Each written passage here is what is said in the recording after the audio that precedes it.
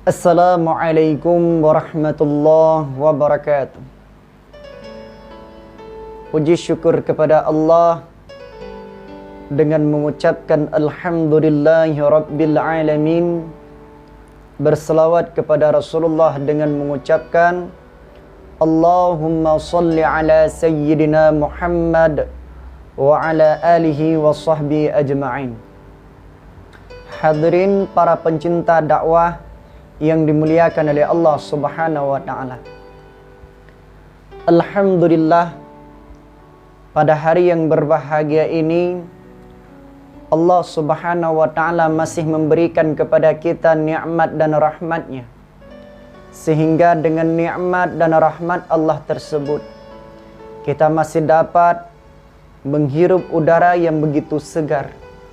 Kita masih dapat memandang satu persatu keindahan yang Allah ciptakan di atas permukaan bumi ini.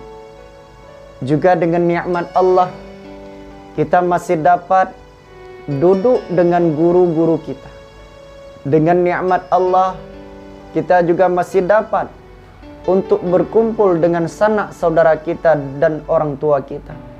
Dan dengan nikmat Allah, kita juga bisa dapat melaksanakan perintah Allah Subhanahu wa taala beserta dengan sunnah baginda Rasulullah sallallahu alaihi wasallam. Maka hadirin para pencinta dakwah yang dimuliakan oleh Allah Subhanahu wa taala, betapa banyaknya nikmat yang telah diberikan oleh Allah Subhanahu wa taala kepada kita.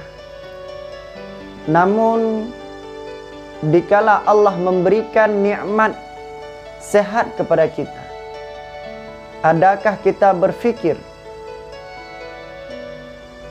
setelah Allah memberikan nikmat kesehatan kepada kita, apakah kita pernah beribadah kepadanya? Apakah kita pernah menjauhi larangan yang sudah Allah larangkan untuk kita?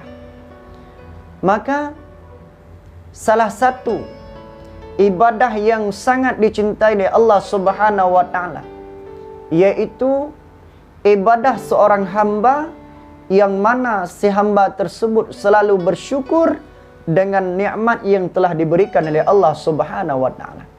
Dalam artian dia mempergunakan apa yang sudah Allah berikan kepadanya ke jalan yang diridhai oleh Allah Subhanahu wa taala.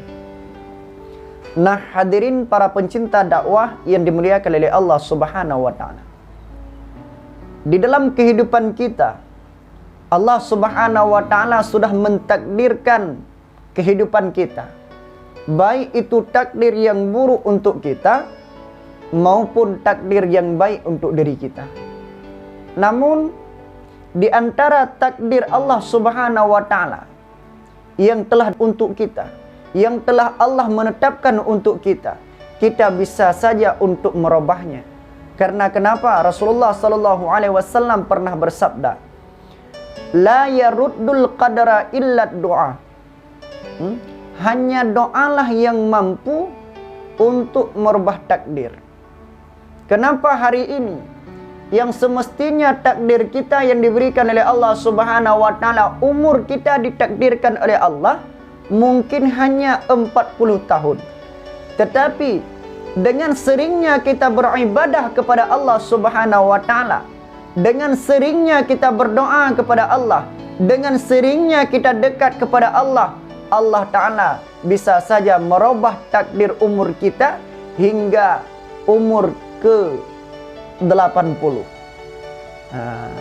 Maka setiap takdir yang diberikan oleh Allah Ta'ala, setiap takdir yang telah Allah tetapkan untuk kita, ada kala itu bisa kita robah hanya sebab dengan doa dan dengan cara mendekatkan diri kita kepada Allah Subhanahu wa Ta'ala.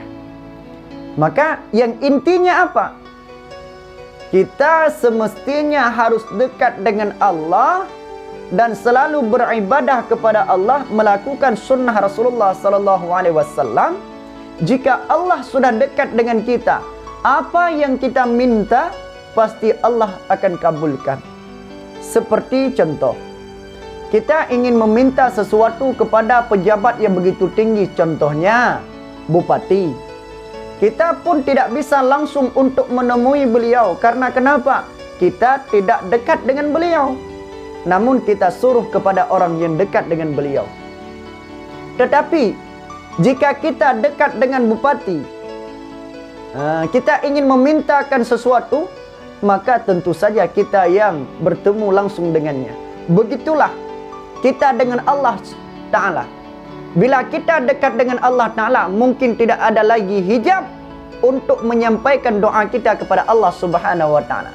Mungkin tidak akan lagi dipertimbangkan diri kita oleh para malaikat untuk berjumpa dengan Allah Ta'ala. Dalam artian untuk berjumpa doa kita kepada Allah Subhanahu wa Ta'ala. Maka dalam artian kita harus selalu berdoa kepada Allah Ta'ala, bertawakal, berdoa dan berusaha. Apabila dalam kehidupan kita hanya berdoa tanpa berusaha, sia-sia. Tetapi dalam kehidupan kita lengkapi 3 perkara. Yang pertama bertawakal, yang kedua berusaha, dan yang ketiga berdoa. Insya Allah takdir yang Allah telah tetapkan untuk kita, yang mungkin hari ini buruk, yang Allah takdirkan untuk kita, apabila kita dekat dengan Allah Ta'ala dan berdoa kepada Allah Ta'ala, insya Allah takdir kita yang tadinya buruk akan berubah menjadi baik. Hanya inilah yang bisa saya sampaikan.